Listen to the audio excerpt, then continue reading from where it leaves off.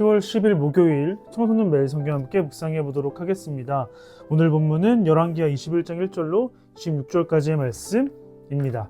히스기야는 하나님을 끝까지 의지하지 못해서 통치가 아쉽게 끝났습니다. 히스기야에 이어 므낫세가 왕이 되었습니다. 므낫세는 어떤 왕이었을까요? 하나님 보시기에 악한 왕이라고 합니다. 그런데 그냥 악한 왕이 아니라 최악의 왕이었다라고 하죠. 그동안 선한 왕들이 쫓아냈던 악한 것들을 모두 다 회복시켰기 때문입니다. 오늘 본문을 보면 므낫세가 7가지 죄를 지었다라고 합니다. 이제는 기억하셔야 되는데 성경에서 7은 완전수입니다. 므낫세가 악한 일을 한 것은 완전한 죄악이었다라고 할 수 있죠. 어떤 일을 지었는지 간단하게 살펴보면 먼저 이방 나라의 풍속을 그대로 따라했다라고 합니다.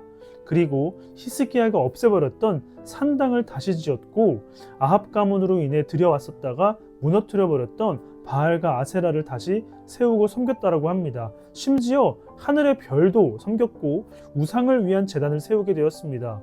여기서 멈추지 않고 자신의 아들을 제물로 바쳤고 점쟁이와 마술사를 의지하며 악령도 불렀다라고 합니다. 우리가 그동안 살펴봤던 수많은 왕들이 했던 악한 일들을 다시 복습하는 것 같습니다. 그럼에도 불구하고 하나님은 다윗에게 하신 약속을 지키시기 위해 선지자들과 이방 나라를 통해 계속해서 말씀하셨습니다.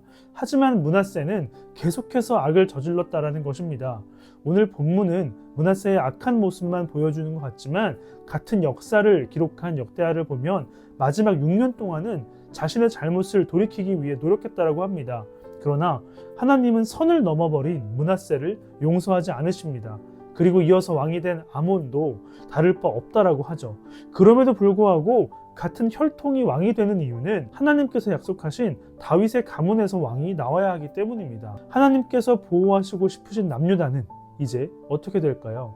오늘 본문을 통해서 우리가 알 수 있는 것은 기회는 언젠가 주어지는 것이 아니라 지금 주어졌다라는 것입니다. 하나님은 끝까지 우리를 위해 열심을 내시는 분이죠.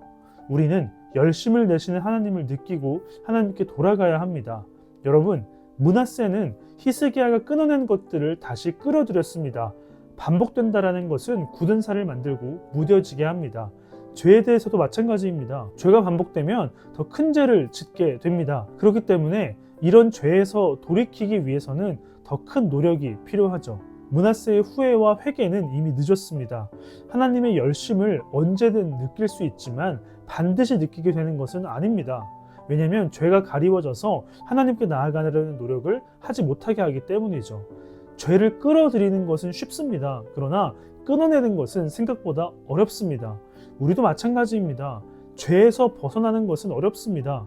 우리에게 필요한 것은 완벽한 회개보다 하나님께 조금씩 방향을 돌리는 것입니다. 오늘 하루 온전하지 못하더라도 하나님께 조금씩 방향을 돌리려는 노력을 해보는 청소년부가 되기를 간절히 소망합니다.